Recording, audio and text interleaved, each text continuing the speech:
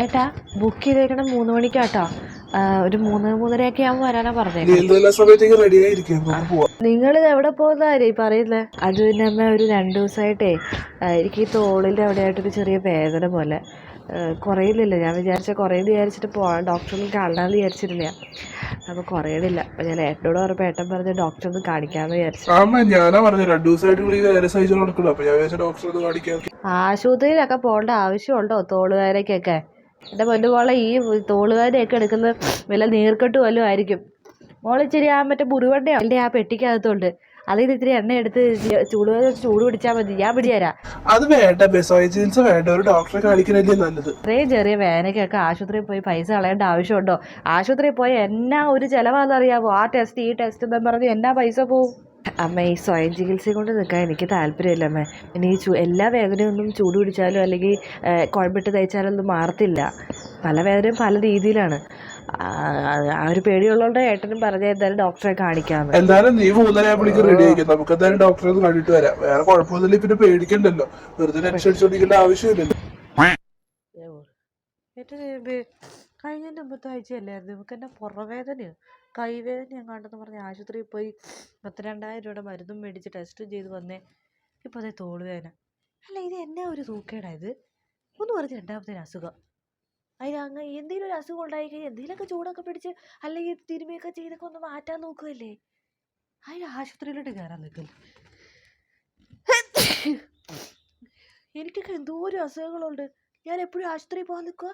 പൈസയ്ക്ക് പൈസ തന്നെ വേണ്ടേ? ആ ചെറുക്കൻ അവനെങ്ങനെ ഒന്ന് പറഞ്ഞ് മനസ്സിലാക്കൂടെ? കെട്ടുവരാന്ന് പറഞ്ഞ് പുറകെ നടക്കുക. അവൻ്റെ സ്വന്തം തള്ളയ്ക്ക് എന്തെങ്കിലും അസുഖമുണ്ടോ അതിന് അന്വേഷിക്കാനൊന്നും അവന് സമയമില്ല. ഭാര്യയുടെ പുറകെ നടക്കാൻ എപ്പോഴും സമയമുണ്ട്. എന്നാ ഒരു അസുഖമാണ് ഇത്? വന്ന് കയറി കല്യാണം കഴിഞ്ഞ് വന്ന് കയറി കാലം തൊട്ട് തുടങ്ങിയ അസുഖം. ആ എടി മോളെ, ഞാൻ പുറത്തോട്ടൊന്ന് ഇറങ്ങി നിന്നതാ. അവള് കേൾക്കണ്ട, ഉള്ളിൽ വെച്ച് സംസാരിച്ചാലേ. പറ. എൻ്റെ മോളെ, ഒരു സ്വൈര്യം എന്ന് പറയുന്ന സാധനമില്ല. അവളെ കെട്ടിക്കൊണ്ട് വന്ന കാലം തൊട്ട് തുടങ്ങിയത് ഒന്ന് കഴിഞ്ഞ ഒന്ന്. ഇതെല്ലാം ഇത് എവിടെയെങ്കിലും നടക്കുന്ന കാര്യമാണോ ഇത്? ഇപ്പം അവൾക്ക് എൻ്റെ ഈ തോളിൽ എവിടെയെങ്കിലും എല്ലാം ഒരു വേദനയാണ്. എന്തെങ്കിലും കേട്ട് കഴിഞ്ഞാൽ അപ്പം തന്നെ ആശുപത്രിയിൽ കൊണ്ടുവന്ന് എൻ്റെ ആങ്ങളെയും എൻ്റെ മോനാന്ന് പറഞ്ഞിട്ട് കാര്യമില്ല. ഇതുപോലൊരു കിഴങ്ങൻ. ഇനി എന്നെ ഒരു കാലം നോക്കി വന്ന് കയറി കാലം തൊട്ടി അവൾക്ക് എന്തൊക്കെ അസുഖമൊന്നും ഒഴിഞ്ഞൊരു സമയമില്ല. എനിക്ക് തോന്നുന്നു കല്യാണം കഴിഞ്ഞ് ഒരാഴ്ച കഴിഞ്ഞപ്പോൾ തൊട്ട് തുടങ്ങിയതാണ്. അവിടെ വേദന ഇവിടെ വേദന. നമ്മളൊക്കെ വല്ല അസുഖം വല്ല എന്തെങ്കിലും വീട്ടിൽ വല്ല ചൂട് പിടിക്കുമോ അല്ലെങ്കിൽ വല്ല കുഴമ്പിട്ട് തിരുമ്പോ എന്തെങ്കിലും ചെയ്യത്തല്ലേ ഉള്ളൂ. ഇങ്ങനെ ആശുപത്രിയിലോട്ട് കയറാൻ നിൽക്കുമെന്നോ? ഓരോ പ്രാവശ്യം ആശുപത്രിയിലോട്ട് പോകുമ്പോൾ നാട്ടുകാർ അവരെവിടെയൊക്കെ നിന്ന് പലരും ചോദിക്കാൻ തുടങ്ങും എവിടെ പോകാൻ. ഇവളാണെങ്കിൽ വേറെ എവിടെയെന്ന് പറയണ്ടേ, ആശുപത്രിയിലോട്ടെന്ന് പറയുകയും ചെയ്യും. ഇപ്പം നാട്ടുകാരുടെ ഇടയിൽ മൊത്തം എൻ്റെ മരുമോളെന്തോ വലിയ ആരോഗ്യം പോലെ ആയിപ്പോയത്. ഒന്ന് എനിക്ക് തോന്നുന്നു പക്കത്തെ അടവാ കുറേ അവൾ പണി ചെയ്യാതിരിക്കാൻ വേണ്ടി, ഇവിടുത്തെ കാര്യങ്ങളും ഒന്നും അന്വേഷിക്കാതിരിക്കാൻ വേണ്ടിയുണ്ടല്ലോ, ഇവിടുത്തെ കാര്യങ്ങളൊന്നും ചെയ്യാതിരിക്കാൻ വേണ്ടി അവളുടെ അടവാന്ന് എനിക്ക് നല്ല ഉറപ്പുണ്ട്. ഇങ്ങനെയൊക്കെ ആർക്കെങ്കിലും അസുഖം ഉണ്ടാവുമോ? ഇന്നത്തെ കാലത്ത് ഒരു ആശുപത്രിയിലോട്ട് ചെന്ന് കഴിഞ്ഞാൽ പൈസ കുറച്ച് ചിലവായിട്ട് ഇങ്ങനെ ഇറങ്ങി പോരാൻ പറ്റുമോ?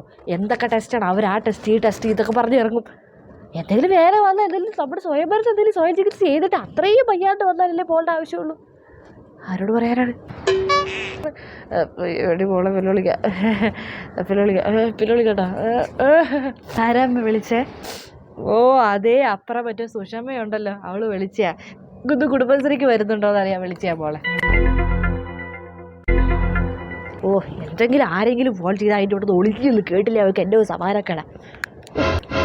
ഹലോ ഗൈസ്, ഒരു വീട്ടിട്ട് ഞാനൊരു അടിപൊളി പ്രൊഡക്റ്റ് പരിചയപ്പെടുത്തുന്നത്. പ്രൊഡക്റ്റ് പേര് വേറെ ഒന്നുമല്ല, മമ്മ എർത്തിൻ്റെ onion shampoo with onion and plant കെരാറ്റിനും മമ്മ എർത്തിൻ്റെ തന്നെ onion conditioner with onion and കോക്കനട്ടും. ഈ 2 പ്രൊഡക്റ്റുകളും തന്നെ ഹെയർ ഫോൾ കൺട്രോൾ ചെയ്യാൻ വളരെയധികം സഹായിക്കുന്ന പ്രൊഡക്റ്റുകളാട്ടോ. മാത്രമല്ല ഡെർമറ്റോളജിക്കലി ടെസ്റ്റ് ചെയ്തിരിക്കുന്നതും എല്ലാ ഹെയർ ടൈപ്പുകാർക്കും, അതായത് ഇപ്പോൾ എന്തെങ്കിലും കളേർഡോ അല്ലെങ്കിൽ എന്തെങ്കിലും ട്രീറ്റ്മെൻറ്റ് ചെയ്തിരിക്കുന്ന ഹെയറോ അങ്ങനെ എല്ലാ ഹെയർ ടൈപ്പുകാർക്കും ഒരുപോലെ യൂസ് ചെയ്യാൻ പറ്റിയ ഒരു ബെസ്റ്റ് പ്രൊഡക്റ്റ് ആട്ടോ ഇത്. മാത്രമല്ല പാരബൻ ഫ്രീയും SLS-ഉം സിലിക്കോൺ ഫ്രീ ആയിട്ടുള്ള പ്രൊഡക്റ്റാണ്. ഈ മമ്മ എർത്തിൻ്റെ ഒണിയൻ ഷാമ്പു ഒരു സൾഫേറ്റ് ഫ്രീ ആയിട്ടുള്ള പ്രൊഡക്റ്റാണ്. കൂടാതെ നമ്മുടെ ഹെയർ ജെല്ലി ക്ലെൻസ് ചെയ്യാനോ ചെയ്യാനും നറിഷ് ചെയ്യാനും അതുപോലെ ഹെയർ ഫോൾ കൺട്രോൾ ചെയ്യുകയും നമ്മുടെ ഹെയറിന്റെ റൂട്ട് സ്ട്രെങ്തൻ ചെയ്യാനും വളരെയധികം സഹായിക്കുന്നു. അതുപോലെ തന്നെ മമാർത്തിന്റെ ഒണിയൻ കണ്ടീഷണർ ഒരു സിലിക്കൺ ഫ്രീ ആയിട്ടുള്ള പ്രോഡക്റ്റ് ആണ്. ഇത് നമ്മുടെ മുടി ഭയങ്കര സോഫ്റ്റും മിനുസും അറുതാക്കാൻ വളരെയധികം സഹായിക്കുന്നു. ഇത് എങ്ങനെയാണ് ഈ രണ്ട് പ്രോഡക്റ്റും യൂസ് ചെയ്യേണ്ടതെന്ന് കാണിച്ചു തരാം. ആദ്യം നമ്മുടെ വെറ്റ് ഹെയറിലും സ്കാൽപ്പിലും മമാർത്തിന്റെ ഒണിയൻ ഷാമ്പു വിരലുകളോട് നന്നായിട്ട് മസാജ് ചെയ്ത് പിടിപ്പിക്കുക. എന്നിട്ട് കഴുകി കളയുക. തുടർന്ന് മമാർത്തിന്റെ ഒണിയൻ കണ്ടീഷണർ ചെറിയൊരു എമൗണ്ട് എടുത്തിട്ട് മുടിയുടെ മിഡ് ലെങ്ത് മുതൽ താഴേക്ക് വരെ തേക്കുക. ഒരു 2-3 മിനിറ്റ്സ് കഴിയുമ്പോൾ കഴുകി കളയാം. മമാർത്തിന്റെ തന്നെ ഒണിയൻ ഹെയർ ഓയിൽ ആദ്യം തലയിൽ തേച്ച് പിടിപ്പിച്ചതിന് ശേഷം ഒരു മണിക്കൂർ എങ്ങാനും കഴിഞ്ഞതിന് ശേഷം ഈ മമാർത്തിന്റെ ഒണിയൻ ഷാമ്പുവും കണ്ടീഷണർ ഉപയോഗിച്ചാണെങ്കിൽ മുടി ഒന്നുകൂടി സ്ട്രോങ് ആൻഡ് ഹെൽത്തി ആവാൻ വളരെയധികം സഹായിക്കുന്നു. പിന്നെ മമാർത്തിന്റെ പ്രൊഡക്റ്റുകളെല്ലാം തന്നെ നിങ്ങൾക്ക് അറിയായിരിക്കും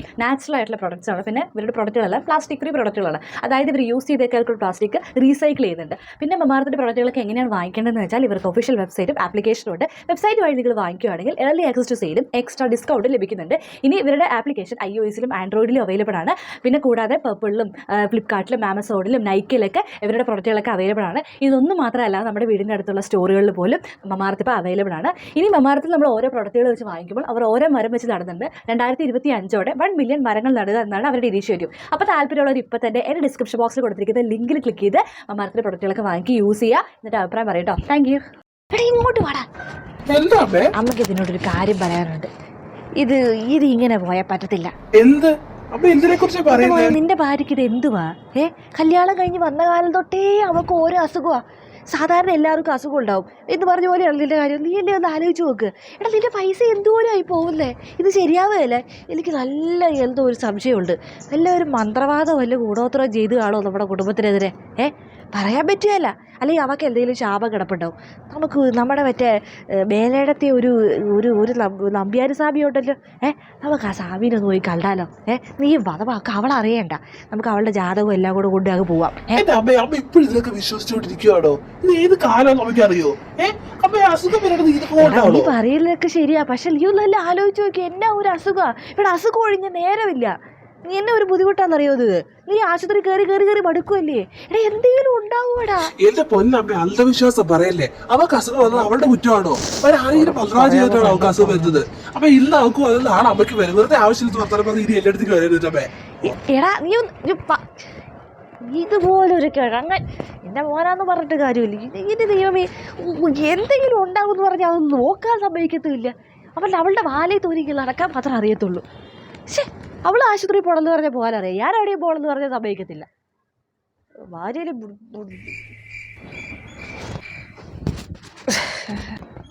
അമ്മ മോളോട് ഒരു കാര്യം ചോദിച്ചോട്ടെ.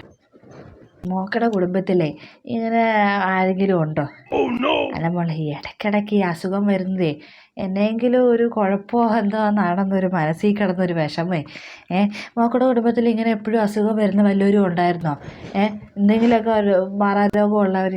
എന്താ അമ്മ പറയുന്നേ? ഈ അസുഖമൊക്കെ പാരമ്പര്യമായിട്ട് കിട്ടുന്നതാണോ? നീ അറിയാൻ മേലാണ്ട് ചോദിക്കാം. അമ്മ എന്താർത്ഥത്തിലാണ് ഈ സംസാരിക്കുന്നത്?